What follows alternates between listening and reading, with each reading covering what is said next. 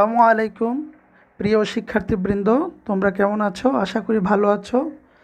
আজকের অনলাইন ক্লাসে তোমাদের সবাইকে স্বাগতম। আমি মোহাম্মদ ওহিদুজ্জামান, প্রভাষক, পদার্থবিজ্ঞান বিভাগ, সরকারি হরগঙ্গা কলেজ, মুন্সিগঞ্জ। আজকের বিষয় বলবিদ্যা। সম্মান প্রথম বর্ষে যারা আছো তাদের জন্য মূলত এই ক্লাসটি। তোমরা অবশ্যই আমাদের কলেজের পেজে এসে ক্লাসটি উপভোগ করবে এবং আশা করি অনেক কিছু শিখতে পারবে। তো বলবিদ্যার অর্থাৎ মেকানিক্স কোর্সের উপর কোর্সের যে সিলেবাস, ওই সিলেবাসের তৃতীয় অধ্যায় একমাত্রিক কণার গতি, particles motion in one dimension, এর উপর ক্লাস নিচ্ছে। তো আজকের ক্লাসের শেষে তোমরা যা শিখতে পারবে তা হলো concept of motion and frame of reference, position and displacement, average velocity and average speed, acceleration, equations for motions, etcetera. আর অনেক কিছু জানতে পারবে। Motion in one dimension. In this lesson we will discuss motion in one dimension.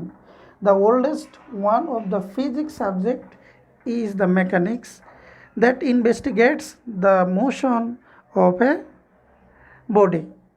আমরা আজকে ক্লাসে one dimension নিয়ে আলোচনা করব।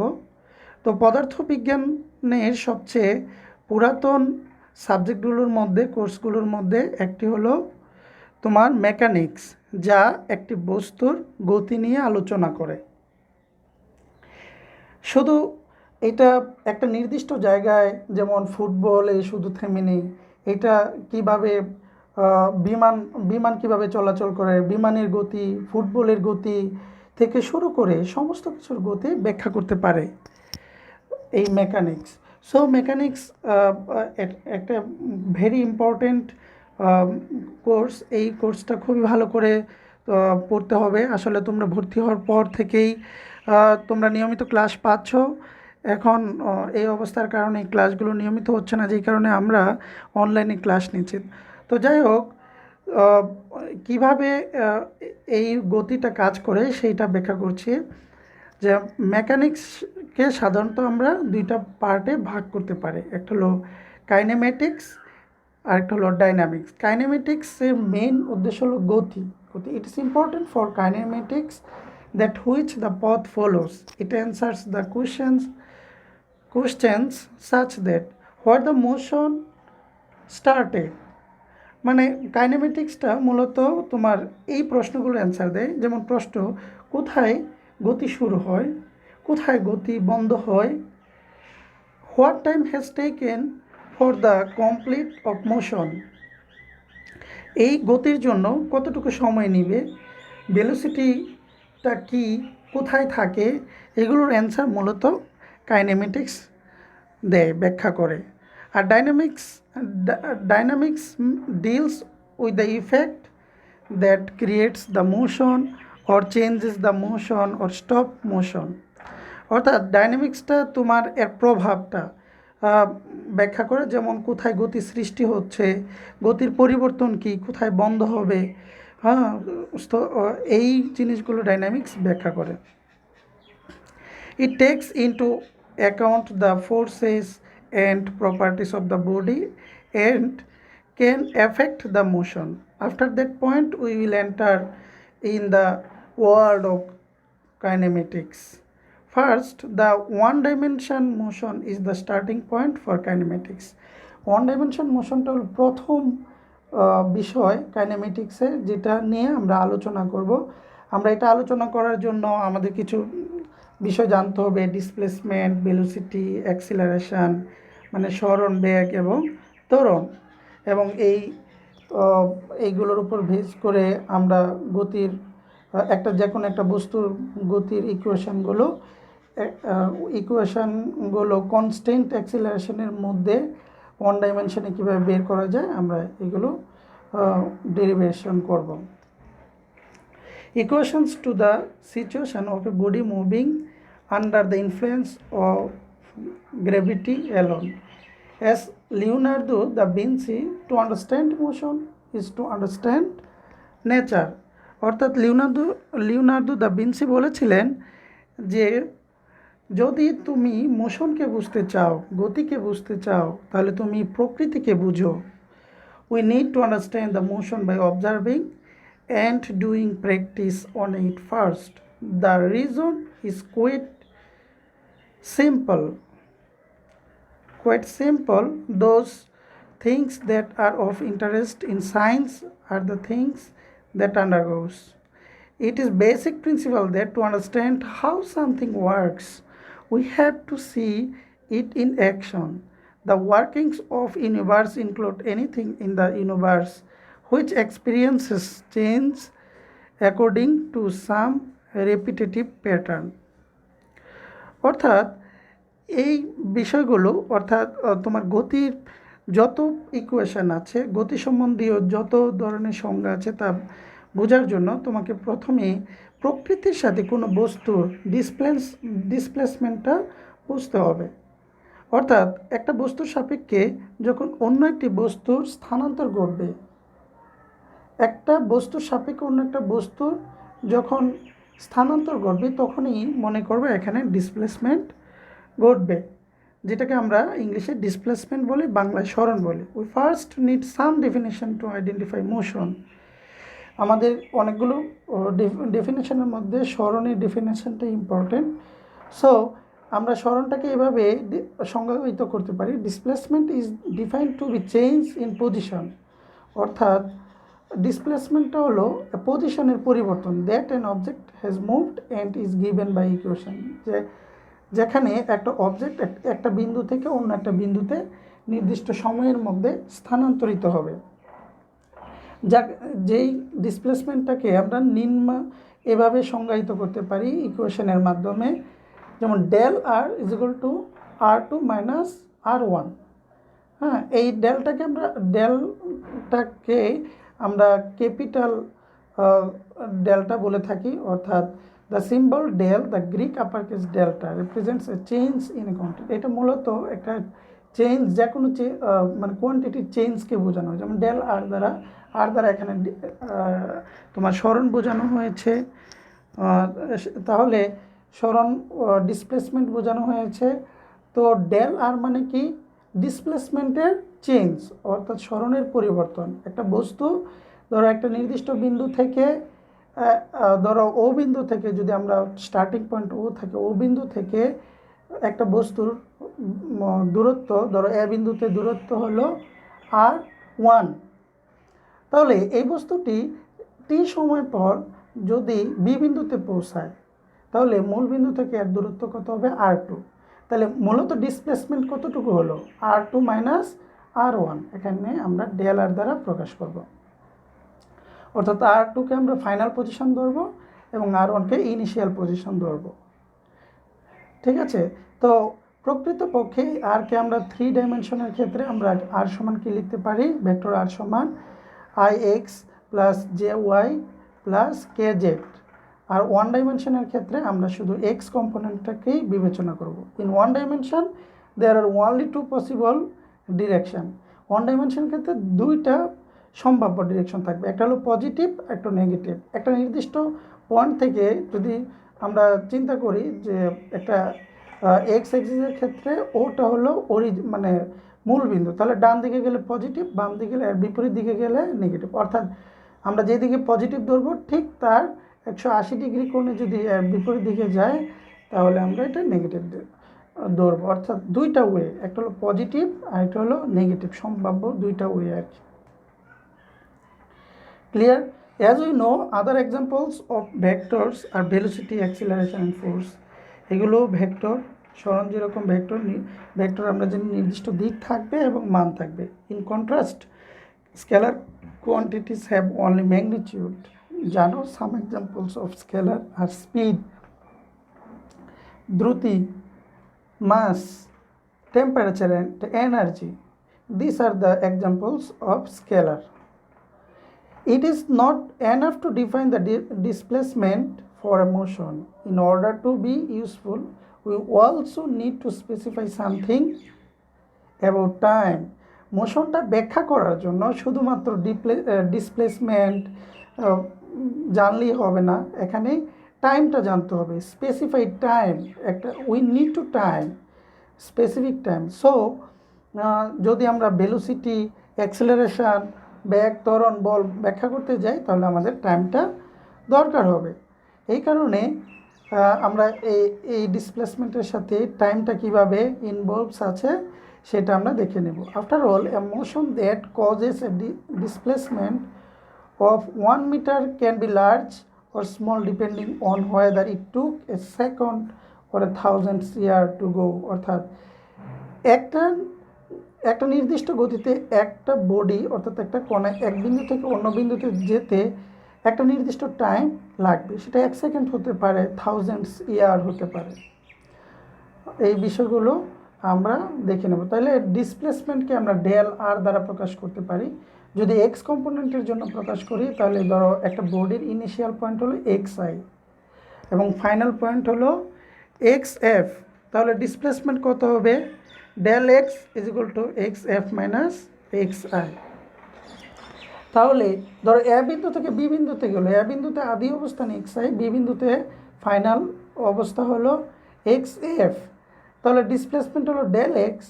তাহলে আদি অবস্থানে আমরা সময়টা যদি টি আই ধরি এবং ফাইনাল অবস্থানে অর্থাৎ বি বিন্দুতে যদি ধরি আমরা কত টি এফ, তাহলে এখানে টাইম টেকেন টাইম কত হবে? Del T. তাহলে ডেল টি সমান কী হবে? T F minus T I, where the I and F subscripts depict initial and final. এইগুলো তোমরা জানো, অর্থাৎ আইটা ইনিশিয়াল পয়েন্ট নির্দেশ করে এবং এফটা ফাইনাল পয়েন্ট নির্দেশ করে। তাহলে মূলত টিআইটা হলো সময় যখন এখনও মানে একটা বডি অথবা একটা কণা এখনও মানে এক অবস্থান থেকে অন্য অবস্থানে যাওয়া আরম্ভ করে না, ঠিক সেই সময়, অর্থাৎ টিআই সমান কত হবে? টি জিরো, অর্থাৎ এইটুকু সমান জিরো হয়ে যাবে। ওকে, তো আশা করি তোমরা বুঝতেছো। যদি কোনো বুঝতে সমস্যা হয় তাহলে অবশ্যই বলবে। আসলে এইগুলোর ব্যাখ্যা ইংলিশ বিভিন্ন বইয়ে আর কি, যেগুলো ইংলিশ ভার্সন আছে খুব সুন্দর করে দেওয়া, যে কারণে ইংলিশ ভার্সন থেকে তোমাদের বোঝানো হচ্ছে। তোমরা আশা করি খুব ভালো, এটা খুবই সহজভাবে বলছি, তোমরা খুবই ইজিলি মানে তোমরা যদি শোনো ঠান্ডা মাথায় অবশ্যই বুঝবে এবং প্রয়োজনে নোট করে নেবে। ঠিক আছে, তাহলে আমরা এখন বেগ সম্পর্কে একটু ধারণা নেব। আমরা জানি যে নির্দিষ্ট সময়ে যদি কোনো বস্তুর কি স্মরণ ঘটে তাহলে ওই স্মরণকে যদি আমরা ওই সময় দ্বারা আমরা কি করি? ভাগ করি, অর্থাৎ ওই ডিসপ্লেসমেন্ট অ্যান্ড ইলাপসড টাইমের অনুপাতকে আমরা বেগ বলব। আর যদি বলি যে অ্যাভারেজ ভেলোসিটি কি? অ্যাভারেজ ভেলোসিটি মূলত তোমার ধর একটা নির্দিষ্ট পয়েন্ট থেকে একটি কণা এ থেকে বি বিন্দুতে যাবে, তাহলে এখানে যদি এ থেকে বি বিন্দুতে প্রত্যেকটা পথ যদি সরল না থাকে, স্ট্রেট লাইন না থাকে, তাহলে ব্যাগের কি করতে পারে? কম মানে ব্যাগের কম বেশি হতে পারে, কোনো জায়গায় ব্যাগ বেড়ে যাবে আবার কোনো জায়গায় ব্যাগ কমে যাবে। হ্যাঁ, সেই ক্ষেত্রে হ্যাঁ আমরা যদি অ্যাভারেজ ব্যাগ বের করতে চাই, অ্যাভারেজ ভেলোসিটি, তাহলে এই যে ধরো এ থেকে বি বিন্দুতে যেতে যতগুলো অংশ অতিক্রম করবে, আমরা যদি ধরো এখানে 1 2 3 4 এভাবে পয়েন্ট আকারে আমরা ভাগ করে নেই, তাহলে প্রত্যেকটা প্রথম দুটি বিন্দুর জন্য তার পরবর্তী দুটি বিন্দুর জন্য আমরা ডিসপ্লেসমেন্টগুলো বের করে নেব। অর্থাৎ ফাইনাল পয়েন্ট মাইনাস কি ইনিশিয়াল পয়েন্টের ডিসপ্লেসমেন্টের পার্থক্য যখন করব তখন ডেল এক্স পেয়ে যাব। তো এইগুলো সবগুলোর ডিসপ্লেসমেন্ট অর্থাৎ স্মরণ যখন আমরা যোগ করব এবং ওই স্মরণটুকু অর্থাৎ ওই প্লেসটুকু অতিক্রম করতে ওই কোণার যতটুকু সময় লেগেছে ওই সময় দ্বারা ভাগ করলে আমরা অ্যাভারেজ ভেলোসিটি পেয়ে যাব। আশা করি বুঝতেছো। তো for example, if the particle moves from x1 is equal to 5 meter to x2 is equal to 12 meter, then the displacement del x is equal to 12 meter minus 5 meter is equal to 7 meter. The positive result indicates the motion is in the positive direction or negative সাইনটা সাধারণত নির্দেশ করে the motion is in the negative direction.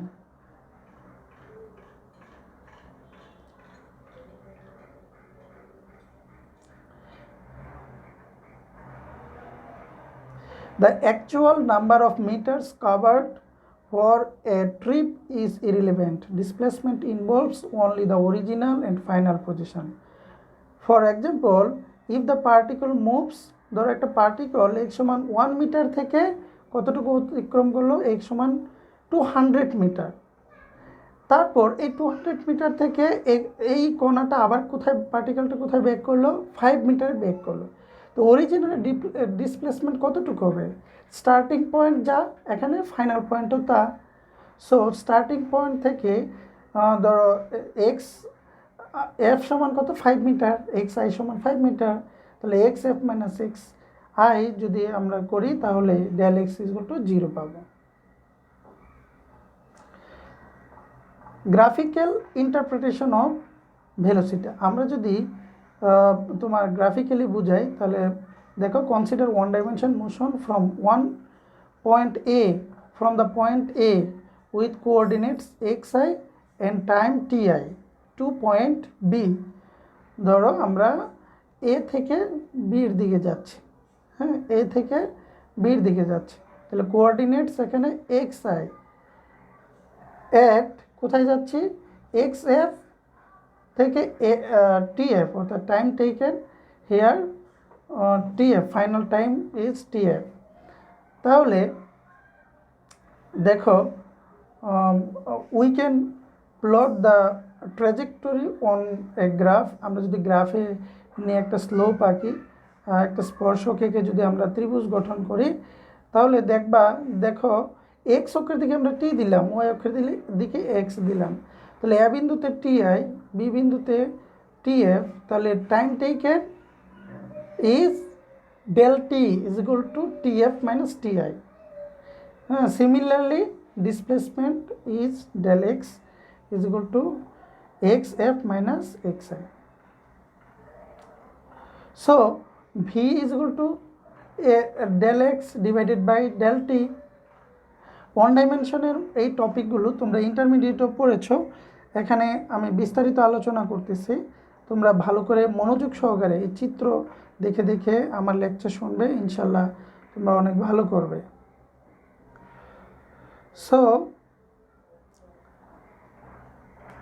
আমরা এখানে bag দেখে নিলাম, ব্যাগের ব্যাখ্যা velocity with graphical part, অর্থাৎ আমরা গ্রাফিক্যাল ইন্টারপ্রিটেশন অফ ভেলোসিটি গ্রাফের মাধ্যমে ব্যাখ্যা করলাম। ভেলোসিটি কি, ডিসপ্লেসমেন্ট কি, বলবিদ্যার মোশন পার্টটা কতটা গুরুত্বপূর্ণ, মোশন বুঝতে হলে আমাদের কি লাগবে, প্রকৃতিটাকে আগে ভালো করে বুঝতে হবে, এই বিষয়গুলো আমরা এখানে আলোচনা করলাম।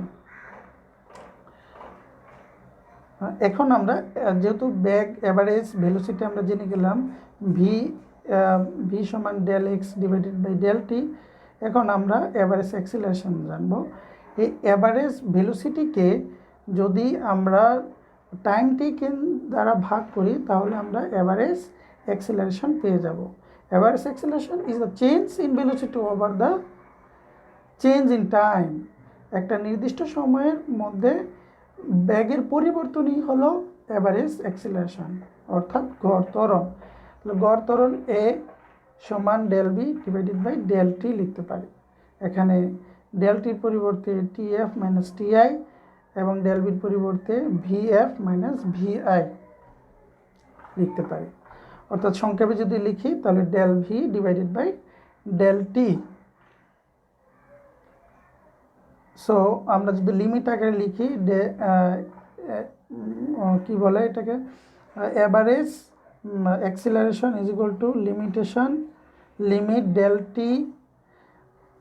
Del t tends to 0, del v divided by del T is equal to del v divided by dv divided by dt, আমরা যদি ডেরিভেশন আকারে লিখি। It should be noted that acceleration is the rate of change of velocity, অর্থাৎ সময়ের সঙ্গে বেগের পরিবর্তনটি হলো অ্যাক্সিলারেশন। এই জিনিসগুলো আমরা জানি। এখন আমরা one dimension motion with constant acceleration এই বিষয়টা জানবো এবং derivation of kinetics, equation of motion এগুলো বের করব। আমরা গতির ক্ষেত্রে যে সমীকরণগুলো আছে এই সমীকরণগুলো আমরা এখন ব্যাখ্যা করব।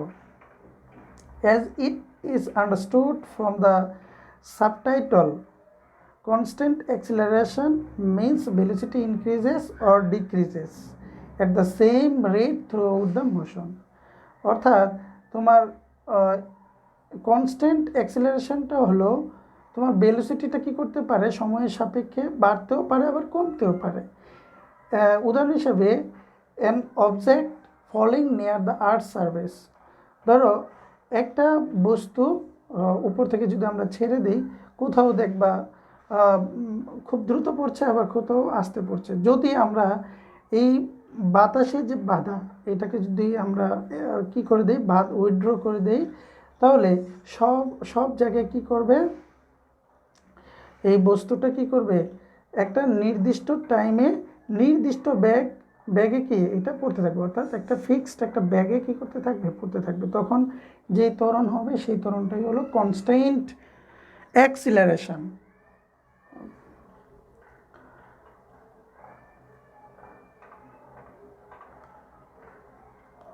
Derivation of kinematics, equation of motion. আমরা গতির সমীকরণগুলো এখন ডেরিভেট করব। তো আমরা ধরে নেই যে একটা নির্দিষ্ট বস্তু একটা নির্দিষ্ট পয়েন্টে আছে, যখন তার সময় ইনিশিয়াল টাইমটা 0, ti is equal to 0, initial displacement initial position is xi is equal to x naught, vi is equal to v naught x, and tf is equal to t, xf is equal to x, bf is equal to bx. Since a is constant, এখানে মানে ত্বরণটা আমরা constant ধরে নিলাম, দেন a is equal to a, অর্থাৎ এখানে আমরা vector চিহ্ন ছাড়া আমরা করবো আর কি। হ্যাঁ, দেন ইকুয়েশন 6, আমরা ইকুয়েশন 6 আমরা দেখেছিলাম ত্বরণের সংজ্ঞায় যে বেগের পরিবর্তন, সময়ের সাথে বেগের পরিবর্তন হলো ত্বরণ। ত্বরণকে যেহেতু আমরা এক্স কোঅর্ডিনেট ধরে নিয়েছি, তাহলে ax is equal to bx minus b naught x divided by t। তাহলে bx is equal to কত, b naught x plus axt। এটা আমরা 7 নং সমীকরণ দিলাম। সিন্স a is constant, যেহেতু এটা ধ্রুব, সেহেতু bx চেঞ্জেস ইউনিফর্মলি। হ্যাঁ, তাহলে এই ব্যাগের পরিবর্তনটা নির্দিষ্ট সময় পরপর নির্দিষ্ট হবে। হ্যাঁ, তাহলে যদি আদি বেগ এবং শেষ বেগ সমান থাকে বা আর ভিটা চেঞ্জেস ইউনিফর্মলি, নিয়মিত পরিবর্তন একইভাবে পরিবর্তন ঘটে, তাহলে এভারেজ ভেলোসিটি গড় বেগ সমান কত হবে, আদি বেগ প্লাস শেষ বেগ ডিভাইডেড বাই 2। আমরা তাহলে দেখো এখানে b সমান half into v not x plus B x. একইভাবে আমরা পজিশনের ক্ষেত্রে আদি পজিশন কত এক্স নট, আর টি সময় পর পজিশন এক্স হলে ভি সমান কত হবে, X minus x nought divided by T. তাহলে আমরা যদি আর গণন করি তাহলে কী হবে, X minus x nought is equal to VT, V এর মানটা এখানে বসিয়ে দেই উপরের সমীকরণ থেকে। তাহলে X minus x nought is equal to half V not x plus B X into T. এখন আমরা সমীকরণ 7-এ দেখো, সমীকরণ 7-এ আমরা কি পেয়েছিলাম, V X is equal to B not x plus A X T. এখানে আমরা মানগুলো বসিয়ে দিই, ভি এর মানগুলো বসিয়ে দিই। তো বি এর মান বসানোর পরে দেখো আমরা X is equal to X nought plus B not X T plus half A X T square পেলাম। This is the equation of motion for a particle in one dimension with constant acceleration. অর্থাৎ ধ্রুব ত্বরণের জন্য one ডাইমেনশনের ক্ষেত্রে, একমাত্রিক গতির ক্ষেত্রে একটা কণার গতির সমীকরণ। ইফ উই রিরাইট, আমরা এটাকে যদি এই 7 নং সমীকরণকে যদি আমরা লিখি আবার, দেখো টি সমান কি পাই, হ্যাঁ, v x minus v not x divided by a x. যদি আমরা এখান থেকে এই টি এর মানটা আমরা 8 নং সমীকরণ দেখো বসিয়ে দিই, 8 নং সমীকরণ টি এর মান বসিয়ে দিই, তাহলে কি পাই দেখো, v x square plus B not x square plus 2 ax into x minus x naught. এই টি এর মানটা দেখো 8 নং সমীকরণে বসাবা, ঠিক আছে। 8 নং সমীকরণ যদি আমরা বসিয়ে দেই তাহলে আমরা এই সমীকরণটা পাবো, অর্থাৎ v x square is equal to B not x square plus 2ax into x minus x naught. It should be noted that this equation does not depend on time t। দেখো এই সমীকরণটা কিন্তু সময়ের উপর ডিপেন্ড করে না, কারণ আমরা সময়ের মানটা এখানে বিভিন্ন প্রবলেমস যদি থাকে সেই ক্ষেত্রে আমরা টি এর মান যদি দেওয়া না থাকে, ধরো আদি বেগ দেওয়া আছে, ত্বরণ দেওয়া আছে, হ্যাঁ, এবং ডিসপ্লেসমেন্ট সরণ দেওয়া আছে, শেষ বেগ বের করতে বলে, তাহলে আমরা এই সমীকরণ বসিয়ে টাইম ছাড়াই আমরা কি শেষ বেগ নির্ণয় করতে পারবো। তো এই সমীকরণগুলো আমরা ফ্রিলি ফলিং বডিজ, যখন কোনো বস্তু উপর থেকে নিচের দিকে পড়ে তখন তাদের জন্য কি আমরা নির্ণয় করতে পারি আর কি এই ইকুয়েশনগুলো। তো যদি আমরা এই ত্বরণটা পজিটিভ হয়, অর্থাৎ এ সমান জি হয়, তাহলে এর জায়গায় কি হবে, জাস্ট জি হবে।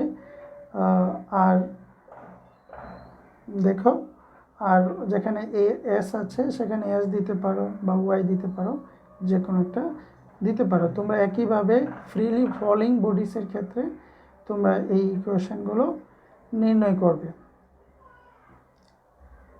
তো v y is equal to এই ক্ষেত্রে কি হবে, v y is equal to v naught y minus gt. আমরা এই ক্ষেত্রে ওয়াই কোঅর্ডিনেটসটা বিবেচনা করব, ওয়াই সমান y naught plus B naught y t minus half gt square. এই ক্ষেত্রে a is equal to minus g. একইভাবে v y square is equal to B naught y square minus 2g y minus y naught. One dimension motion with variable acceleration. এতক্ষণ আমরা constant অ্যাক্সেলারেশনের জন্য ব্যাখ্যা করেছি। Variable acceleration যদি হয় মানে ত্বরণের পরিবর্তন ঘটে, তাহলে ভি ইজ ইকুয়াল টু, যদি আমরা ডিআর বাই ডিটি জানি, অর্থাৎ 3 ডাইমেনশনের ক্ষেত্রে আর সমান কি X I plus Y J plus Z K হবে। এখানে আর এর মান বসিয়ে দিলে কী হবে, V is equal to D by DT, এই মানগুলো আসবে। তাহলে এই ভি এর মান যখন আমরা ত্বরণের সংজ্ঞা অনুযায়ী জানি, A is equal to DV by DT, V এর জায়গায় বসিয়ে দিলে আমরা এখানে ভেরিয়েবল অ্যাক্সিলারেশনের জন্য ওয়ান ডাইমেনশনে আমরা কি পাবো, এ এর মান পাবো। Since the acceleration is variable, then it can't be written as constant. We should write the equation with respect to the velocity vector components, taking derivation of them, so that a is equal to আমরা derivation এখানে করলে, হ্যাঁ দেখো, কারণ বেগের পরিবর্তন, সময়ের সাথে বেগের পরিবর্তনই হলো এ, তাহলে এ সমান ডি ভাগ ডিটি কী হবে, V X I plus V Y J plus V Z K. এখানে এ ইজ ইকুয়াল টু তাহলে কত পাই, A X I, A Y J এবং A Z K in one dimension system. হ্যাঁ, we can write the equation. One dimension ক্ষেত্রে X component যদি নেই, x coordinates নেই, বাকিগুলো কী হয়ে যাবে, জিরো হয়ে যাবে। তাহলে A is equal to DV X divided by DT I সমান আই এ এক্স। আশা করি আমার লেকচার বুঝতেছো। যদি কোনো প্রশ্ন থাকে অবশ্যই প্রশ্ন করবে। তো এখানে একটা প্রবলেমস আমি উল্লেখ করেছি, দেখো, assume that a car travelling at a constant speed of 30 metre per second passes a police car at rest. অর্থাৎ একটি গাড়ি মানে রাস্তা দিয়ে যখন যাচ্ছে, একটা নির্দিষ্ট গতিতে যাচ্ছে, তখন গতিটা কত, মানে 30 মিটার পার সেকেন্ড বেগে যাচ্ছে, তখন একটা পুলিশের গাড়িকেও অতিক্রম করে, ওই ট্রাভেল করে যারা যাচ্ছে ওই গাড়িটি আর কি, ওইটাকে ধরে নাও স্পিডার। আর পুলিশ কি করলো, যে যখন গাড়িটি দেখলো যাচ্ছে, ঠিক দেখেই তারা ওই জায়গা থেকে ওই গাড়িটিকে ধরার জন্য তারা যাত্রা আরম্ভ করলো। The policeman starts to move at the point the speeders passes his car. যখনই তাদের গাড়িটা অতিক্রম করলো স্পিডার, তখনই পুলিশরা তাদের গাড়িটা স্টার্ট করলো তাদেরকে ধরার জন্য। Accelerates at a constant rate of 3.0 metre per second square, অর্থাৎ কনস্ট্যান্ট ত্বরণে তারা গাড়িটি যাত্রা আরম্ভ করলো। Until he pulls even with the speeding car, যতক্ষণ পর্যন্ত ওই স্পিডারদের ট্রাভেল করে যারা যাচ্ছিল তাদের ধরতে না পারে। Find the time required for the policeman to catch the speeder, অর্থাৎ ওই যে যারা স্পিডার আছে তাদেরকে ধরতে পুলিশের কতটুকু সময় লাগবে, এবং find the distance travel during the chase, এই চেস করার সময় কতটুকু দূরত্ব অতিক্রম করেছে সেটা নির্ণয় করবো। এটা খুবই ইজি, আমরা এই ধরনের সমস্যা সমাধান ইন্টারমিডিয়েটে করেছি। দেখো স্পিডারের জন্য আমরা ভিএস ধরবো, তাহলে আদি বেগ, এখানে বেগটা কত স্পিডারের 30 মিটার পার সেকেন্ড, আর কনস্ট্যান্ট স্পিড বলে নিয়েছে। কনস্ট্যান্ট স্পিড যেহেতু, সেহেতু এখানে ত্বরণটা কি শূন্য হবে, তাই না? তার ব্যাগের আদি বেগ শেষ বেগ যদি সমান থাকে তাহলে ত্বরণ তো শূন্যই হবে। তাহলে পুলিশম্যানের জন্য এখানে ত্বরণ কত বলল, যে কনস্ট্যান্ট রেট অফ অ্যাক্সিলারেশন কত, আমরা ধরে নিলাম a0p = 30 metre per second square. The distance travelled by the speeder is given, তাহলে যেহেতু বলছে যে কনস্ট্যান্ট স্পিডে যাচ্ছে, তাহলে তোমার ডিস্টেন্সটা কত হবে, s = vt আমরা জানি, এখানে x s = bst ধরে নিলাম, এখানে v এর মান কত 30 আর t এর মান জানা নেই, তাই হলো 30t হবে, মানে 30t। তাহলে একইভাবে পুলিশম্যানের ক্ষেত্রে যেহেতু এখানে ত্বরণটা কি কনস্ট্যান্ট স্পিডে যাচ্ছে, তাহলে আমরা জানি s = ut + ½ t²। এখানে আমরা মান যখন বসিয়ে দিব, দেখো এখানে xs = xp, পুলিশ যতটুকু দূরত্ব অতিক্রম করে ধরবে তাদেরকে, হ্যাঁ ঠিক তারাও ততটুকু দূরত্ব অতিক্রম করবে। সো দুইজনের দূরত্ব সমান, xs = xp। আমরা এখানে xpর ওই জায়গায় xs এর পরিবর্তে xp বসিয়ে দিতে পারি, বা xpর পরিবর্তে xs বসিয়ে দিতে পারি। তাহলে xs সমান আমরা কি পাবো, এখানে স্টার্টিং পয়েন্টে v0 x0 0, তাহলে xs = 3t²/2 পাবো। এখানে আমরা যদি সমাধান করি, xs মানে কত, xs মানে দেখো এখানে আছে 30t, এখানে xs এর পরিবর্তে 30t বসিয়ে দিব, বসানোর পর ডান পাশে 3t²/2, এখান থেকে t এর মান পাবো, দুটি পাবো সমাধান করলে, t = 0 এবং t = কত 2/3। অর্থাৎ ফার্স্ট সলিউশন টেলস, অর্থাৎ t = 0 এটা আমাদের বলে যে স্পিডার এবং পুলিশম্যানটা একটা নির্দিষ্ট পয়েন্টেই ছিল, যে জায়গা থেকে তারা যাত্রা আরম্ভ করেছে, এবং t = 20 সেকেন্ড দ্বারা বোঝানো হয় যে 20 সেকেন্ড পর ওই পুলিশ স্পিডারদের ধরতে পারবে। তাহলে এখানে t এর মান আমাদের জানা হয়ে গেল। তাহলে টোটাল দূরত্ব কত, আমরা জানি xs = 30t, এখানে বসায় দিলে কত হবে 600 মিটার। একইভাবে পুলিশের ক্ষেত্রেও আমরা যদি xp = x0p এই সমীকরণে বসিয়ে দিই, তাহলে আমরা কত পাবো, 600 মিটার পাবো, কারণ দূরত্ব তো একই হবে, একই পয়েন্ট থেকে যেহেতু যখন স্পিডাররা পুলিশের গাড়ি অতিক্রম করবে, তখনই তারা কি পুলিশের গাড়িটা মানে তাদেরকে ধরার জন্য ছাড়ে, সো তাদের দূরত্ব সেম হবে। তো দুটি কি হলো 600 মিটার। তো তোমাদের একটু হোমওয়ার্ক দিলাম, একটা কোশ্চেন প্রবলেম, এটা তোমরা সমাধান করবে। এ ট্রেন উইথ কনস্ট্যান্ট স্পিড, মানে একটা নির্দিষ্ট গতিতে একটা ট্রেন 60 কিলোমিটার/আওয়ার বেগে কোন দিকে যাচ্ছে, পূর্ব দিকে যাচ্ছে, কত মিনিট ধরে, 40 মিনিট ধরে নির্দিষ্ট বেগে একটা ট্রেন পূর্ব দিকে যাচ্ছিল, সে বেগটা কত 60 কিলোমিটার/আওয়ার। তারপর 45 ডিগ্রি অ্যাঙ্গেলে উত্তর পূর্ব দিকে 20 মিনিট ধরে যাচ্ছিল। ফাইনালি এটা 50 মিনিট ধরে পশ্চিম দিকে যাচ্ছিল ওই পয়েন্ট থেকে। তো what is the average velocity of the train, তাহলে এর মানে গড় বেগটা কত হবে এই ট্রেনের? এটা তোমাদের কাজ, যদি না পারো অবশ্যই আমাকে নক করবে, আমি সমস্যাটা সমাধান করে দেব। তো তোমাদের সবাইকে ধন্যবাদ, তোমরা ভালো থাকবে, আল্লাহ হাফেজ।